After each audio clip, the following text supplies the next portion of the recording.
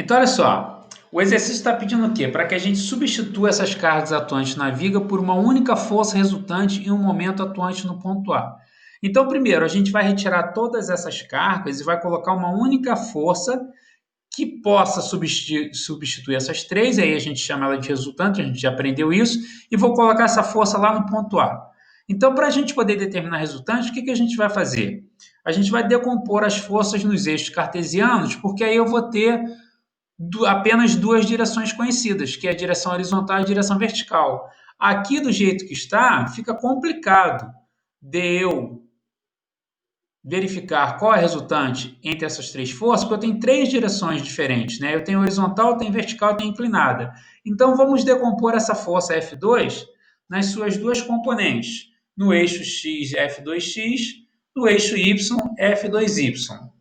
E aí, como a gente vem batendo na tecla, né? Aqui é óbvio que, como seno e o cosseno de 45 são iguais, as duas serão iguais. Mas para que a gente não erre, continue fazendo. A relação de adjacência. Então, quem está ao lado do ângulo de 45 graus é o F2x. Então, para calcular F2x, eu vou multiplicar F2 pelo cosseno, que é a minha relação de adjacência. Então, F2x vai ser F2 cosseno de 45, que é 400 cosseno de 45, que é igual a 282,84.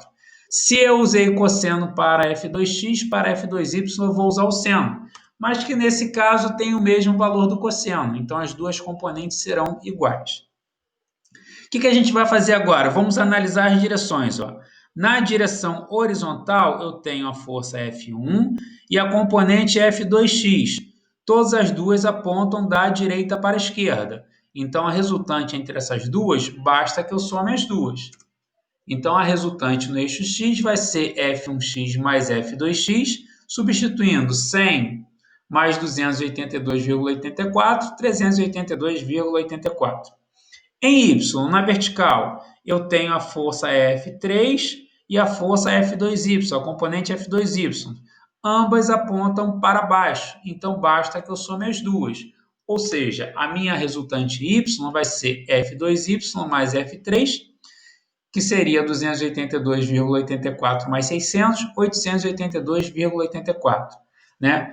Desenhando aqui, eu teria algo desse tipo. Ó. Minha resultante em x, que obviamente vai apontar para lá para a esquerda, porque as duas apontam para a esquerda, e tem o valor de 382,84. E minha resultante em y, que aponta para baixo, já que as duas apontam para baixo, 882,84. Graficamente, a gente mostra lá onde está a nossa resultante, né? Regra do paralelogramo. Então, traço uma paralela, traço outra paralela, tem o R aqui, ó. A gente já viu que nessas circunstâncias, para determinar o valor da resultante, eu utilizo o teorema de Pitágoras. O quadrado da hipotenusa é igual à soma dos quadrados dos catetos. Os catetos são as componentes. Substituindo os valores, né? Rx 382,84, Ry 882,84, eu chego a uma resultante de 962,27. Então, eu tenho aqui uma resultante que tem aproximadamente essa inclinação e que vale 962,27. Até aqui, gente, conseguiram relembrar? Alguém está com dúvida?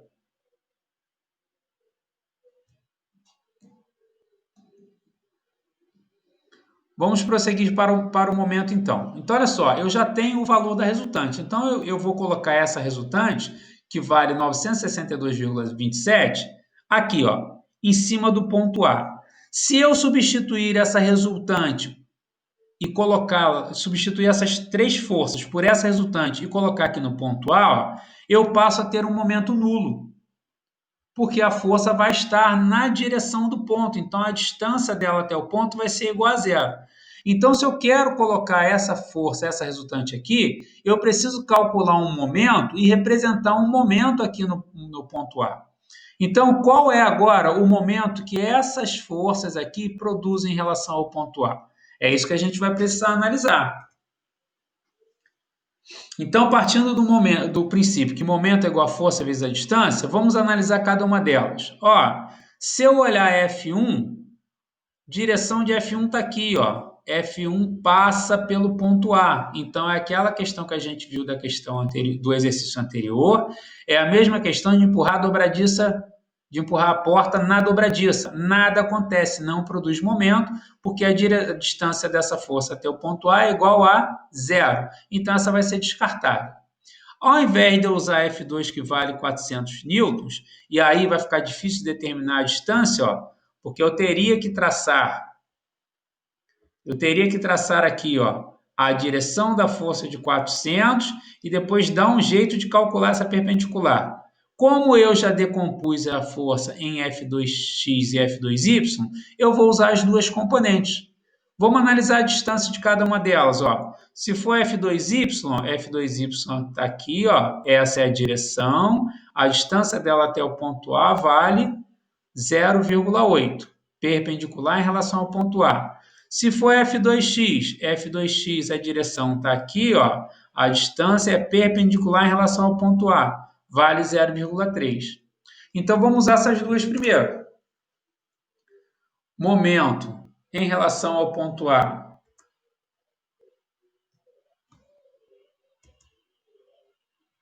Vai ser, primeiro, usando F2y. Então, F2y, distância de F2y até o ponto A é a perpendicular aqui, ó. Essa perpendicular vale 0,4 mais 0,4, 0,8. F2y em relação ao ponto A, ó, vai fazer, né, vai tender com que esse elemento gire no sentido horário. Então, produz um momento que a gente vai dizer que é positivo. F2x, a direção dela está aqui, ó. F2x. A distância é perpendicular ao ponto A. Então, perpendicular ao ponto A vale 0,3. Então, o próximo momento vai ser F2x vezes 0,3. Também F2x tende a fazer com que isso gire no sentido horário.